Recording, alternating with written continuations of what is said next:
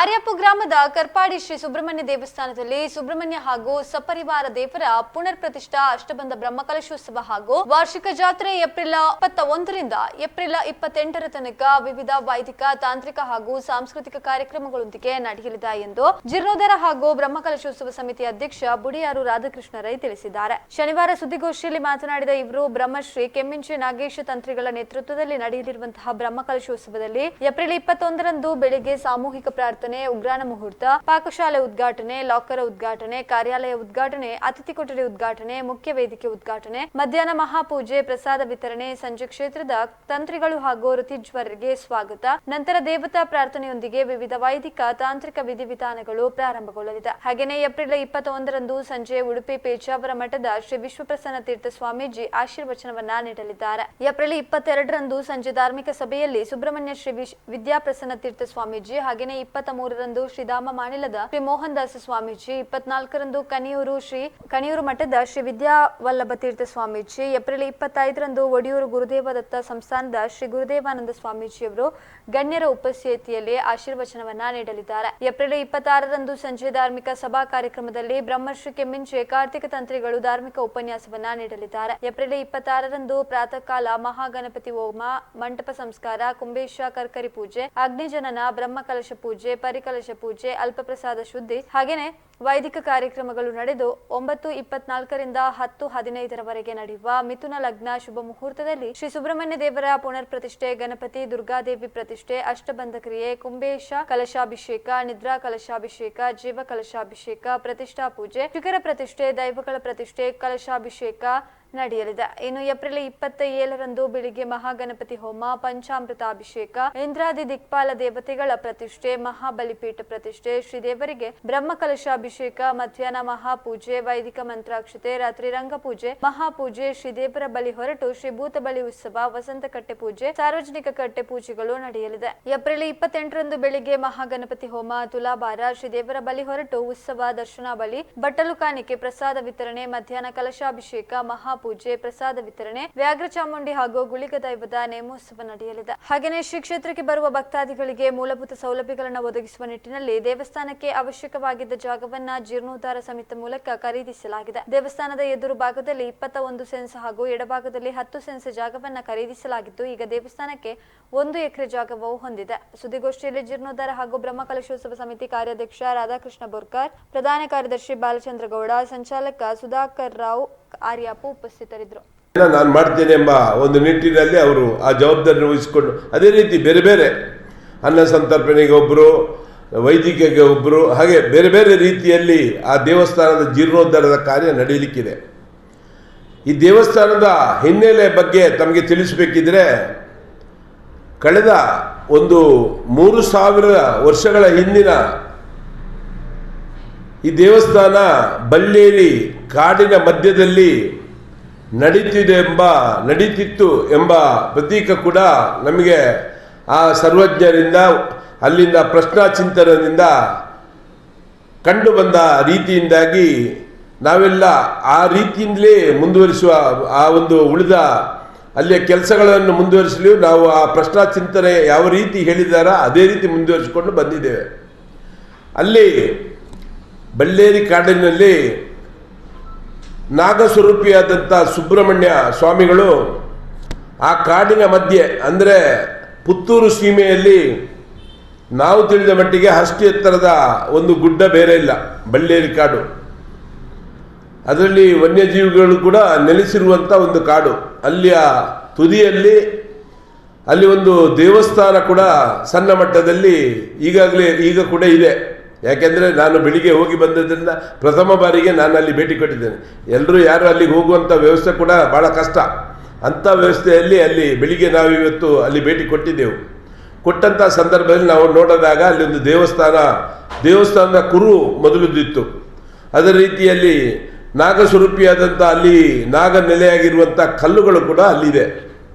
ಅಲ್ಲಿಂದ ಒಂದು ಸಂದರ್ಭದಲ್ಲಿ ನಮ್ಮ ಅರ್ಚಕರು ದಿನಂಪ್ರತಿ ಹೋಗಿ, ಇದು ಸಾಧಾರಣ ಭಾಳ ಹಳೆ ಕತೆ, ಅಲ್ಲಿ ದಿನಂಪ್ರತಿ ಹೋಗಿ ಪೂಜೆ ಮಾಡಿಕೊಂಡು ಬರುವಂಥ ಸಂದರ್ಭದಲ್ಲಿ ಒಂದು ದಿವಸ ಅವರನ್ನು ವ್ಯಾಘ್ರ ಚಾಮುಂಡಿ ಅವರ ಮುಂದೆ ಬಂದು ಅವರನ್ನು ಹೆದರಿಸುವ ಒಂದು ಮಟ್ಟದಲ್ಲಿ ನೋಡಿದಾಗ ಆ ದೈವಜ್ಞರು ದೇವರಲ್ಲಿ ಬೇಡಿಕೊಂಡ್ರು, ನಾನು ಇನ್ನು ಮುಂದೆ ನಿನ್ನ ಇಲ್ಲಿ ಬಂದು ನಿನಗೆ ಪೂಜೆ ಮಾಡಲಿಕ್ಕೆ ನನಗೆ ಖಂಡಿತ ಕಷ್ಟ ಆಗ್ಬೋದು, ಆದ್ದರಿಂದ ನನಗೆ ಏನಾದರೂ ಬೇರೆ ಅವಕಾಶ ಮಾಡಿಕೊಡು ಎಂಬ ಒಂದು ನೆಲೆಯನ್ನು ಬೇಡಿಕೊಂಡಾಗ ಸುಬ್ರಹ್ಮಣ್ಯ ಸ್ವಾಮಿಯೇ ಬಂದು ಈ ಕಾರ್ಪಾಡಿಯ ಸ್ವಲ್ಪ ಮೇಲಿನ ಒಂದು ಜಾಗದಲ್ಲಿ ಬಂದು ನೆಲೆಯಾದರು ಎಂಬ ಒಂದು ಪ್ರತೀತವನ್ನು ನಾವು ಕೇಳ್ತಾ ಇದ್ದೇವೆ.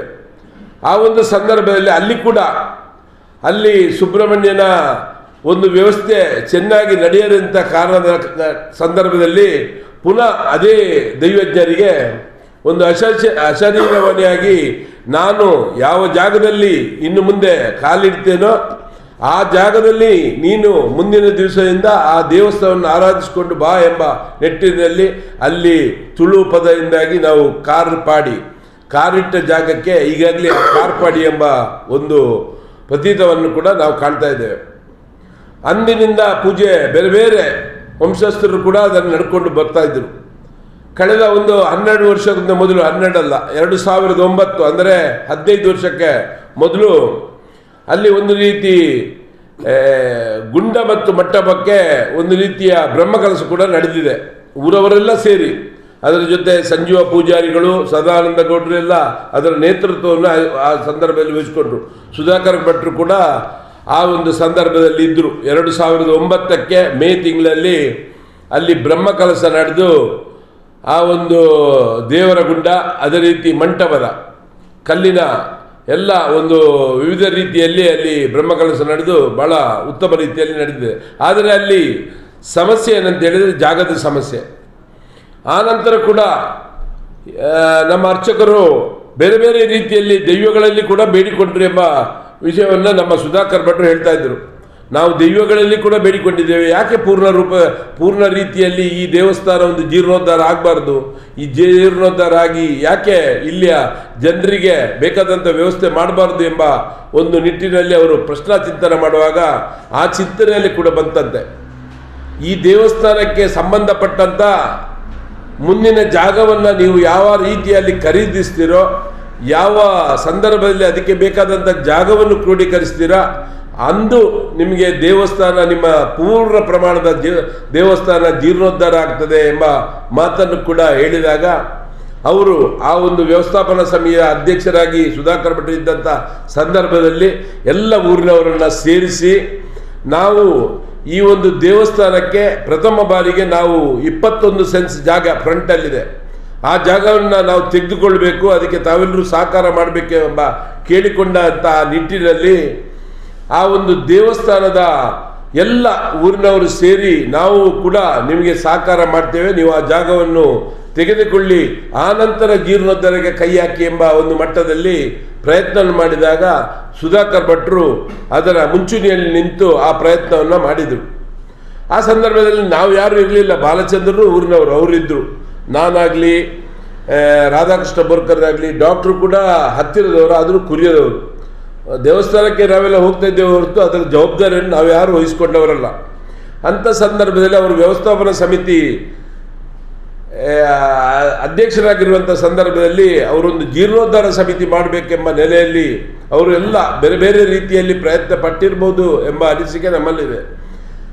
ಕೊನೆಯದಾಗಿ ನಮ್ಮಲ್ಲೂ ಕೂಡ ಕೇಳಿಕೊಂಡ್ರು, ನೀವು ಆ ಜೀರ್ಣೋದ್ಧಾರಕ್ಕೆ ನಮ್ಮ ಜೊತೆ ಕೈ ಜೋಡಿಸಲಿಕ್ಕೆ ಬರಬೇಕು, ನಮಗೆ ಒಂದು ರೀತಿಯಲ್ಲಿ ತಮ್ಮ ಬೆಂಬಲವನ್ನು ನೀಡಬೇಕಂತೇಳಿ ರಾಧಾಕೃಷ್ಣ ಬೋರ್ಕರ್ ಮತ್ತು ನನ್ನಲ್ಲಿ ಕೇಳಿಕೊಂಡಾಗ ನಾವು ಮನಪೂರ್ವಕವಾಗಿ ಒಪ್ಪಿಕೊಂಡೆವು. ಯಾಕೆಂದರೆ ಇದಕ್ಕೆಲ್ಲ ಕಾರಣ ಆ ಒಂದು ಪ್ರದೇಶದ ಜನರು, ಅಲ್ಲಿ ಸೇರಿರತಕ್ಕಂಥ ಜನರು ನಾವು ಬ್ರಹ್ಮಕಲಶೋತ್ಸವ ಜೀರ್ಣೋದ್ಧಾರದ ಸಂದರ್ಭದಲ್ಲಿ ಕೂಡ ದಿನಕ್ಕೆ ಒಂದು 100ರಿಂದ 150 ಜನರು ರಾತ್ರಿ ಕೆಲಸಕ್ಕೆ ಅಲ್ಲಿ ಬಂದು ಸೇರ್ತಾ ಇದ್ರು. 2 ತಿಂಗಳಾಯ್ತಷ್ಟೇ.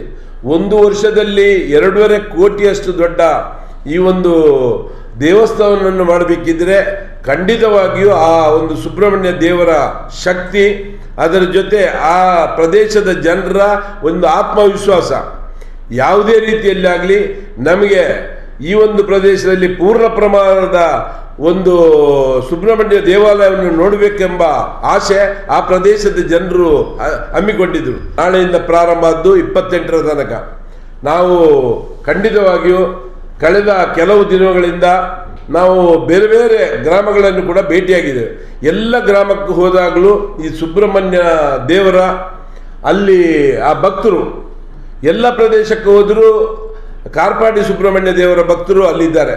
ನಮ್ಮ ಮತ್ತು ಕೂಡ ಭೇಟಿಯಾಗಬಹುದಿತ್ತು, ನಾವು ನಮಗೆ ಸಮಯದ ಅಭಾವದಿಂದ ಸುಧಾಕರ್ ಭಟ್ರು ಹೇಳ್ತಾ ಇದ್ರು, ನೀವು ಊರಿನವರನ್ನೇ ನಂಬಿಕೊಳ್ಳಿರುವುದು ಬೇಕಾಗಿಲ್ಲ, ಸ್ವಲ್ಪ ಹೊರಗೆ ಹೋದರೆ ಒಳ್ಳೆಯದು ಅಂತ. ಅದಕ್ಕೆ ನಾನು ಒಂದು ಮಾತು ಹೇಳಿದೆ, ಎಲ್ಲ ಗ್ರಾಮದಲ್ಲೂ ದೇವಸ್ಥಾನಗಳಿವೆ. ನಾವು ಉಳಿದ ದೇವಸ್ಥಾನಗಳಿಗೆ ಹೋದಾಗ ಆ ಗ್ರಾಮದವರು ನೋಡಿ, ನಮ್ಮ ಊರಲ್ಲಿ ನಮ್ಮ ದೇವಸ್ಥಾನ ಇರುವಾಗ ನಾವು ಹೊರಗಿನ ದೇವಸ್ಥಾನಕ್ಕೆ ಎಷ್ಟು ಸಹಕಾರ ಮಾಡ್ಬೋದು ಎಂಬ ಮಾತನ್ನು ಹೇಳುವುದನ್ನು ನಾನು ಕೇಳಿದ್ದೇನೆ. ಆದ್ದರಿಂದ ನಾವು ಕಳೆದ ಒಂದು ತಿಂಗಳಿನ ಮೊದಲು ಯಾವುದೇ ಒಂದು ಗ್ರಾಮಗಳಿಗೆ ನಾವು ಹೋಗಿರಲಿಲ್ಲ, ಊರಿನವರಲ್ಲೇ ಸಹಕಾರವನ್ನು ಬೇಡಿದೆವು. ಆದರೆ ಕಳೆದ ಒಂದು 10 ದಿವಸದಿಂದ ಸುಧಾಕರ್ ಭಟ್ರಾಗಲಿ, ಸುರೇಶ್ ಪುತ್ರರಾಗಲಿ, ನಾನಾಗಲಿ, ರಾಧಾಕೃಷ್ಣ ಬೋರ್ಕರ್ರಾಗಲಿ, ಬಾಲಚಂದ್ರ ಆಗಲಿ, ಬೇರೆ ಬೇರೆ ಗ್ರಾಮಕ್ಕೆ ಹೋಗಿ ನಾವು ಸಹಕಾರವನ್ನು ಬೇಡಿದ್ದೇವೆ. ಎಲ್ಲ ರೀತಿಯಿಂದಲೂ ಹೊರಗಿನ ಗ್ರಾಮದಿಂದಲೂ ಕೂಡ ನಮಗೆ ಸಹಕಾರ ದೊರೆತಿದೆ.